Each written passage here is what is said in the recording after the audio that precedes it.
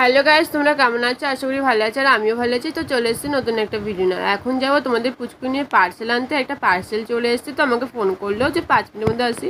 তো আমিও হাতে টাকা ফাকা নিয়ে রেডি হয়ে গেলাম। তো তারপরে দেখো বাইরে চলে এসেছিলো, আমার পার্সেলটা দিয়ে গেছিলো, কিন্তু রাস্তা থেকে ভিডিও করতে পারিনি।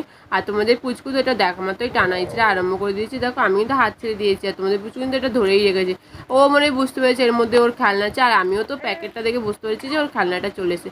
তো চল আগে খুলে দেখি যে সত্যি ওর খেলনাটা। তো আমরা তো দেখে একদম বাপরে বাপ, হ্যাঁ খেলনাটাই লাগছে। তো চলো তোমাদেরকেও দেখাই যে এটা কি খেলনা ছিল। তো তার আগে তো প্যাকেটটাকে কাটতে হবে। তো চলো, ও বাবা, দুটো প্যাকেট।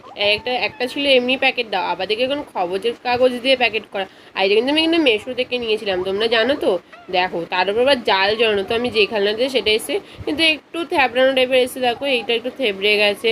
তারপরে আমি ভাবছি এটা ঠিক করে দেখি, তো জালটাকে খুলে নিই। তারপরে তো আমি ভালো করে খেলনাটাকে দেখছিলাম ঠিকঠাক আছে তো, তারপর দেখি না মাথাটাও একটু থ্যাবড়ে আছে। তো মাথাটাকেও ঠিক করা যাবে মনে হচ্ছে। তো চল আগে জালিটাকে খুলে নিই।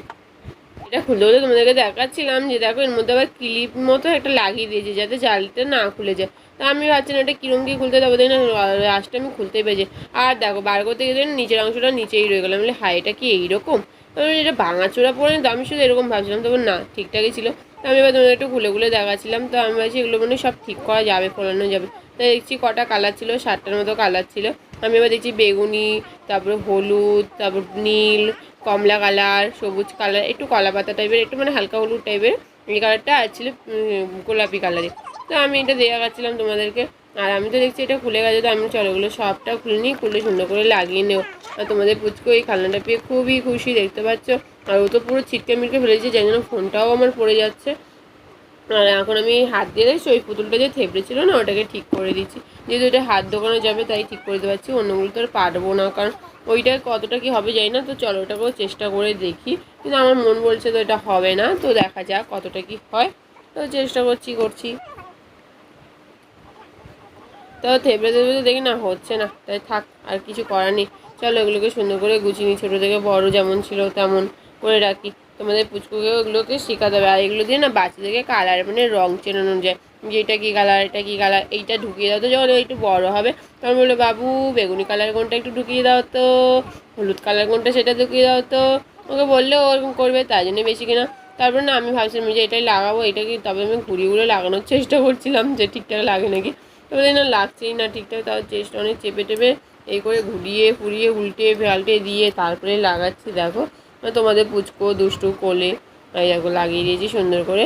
আর ও এখন এটাকে দিয়ে বসে বসে খেলু করবে। চলো তোমাদেরকেও দেখায়ও কেমন করে খেলু করবে, তোমরাও দেখো খেলু করবে।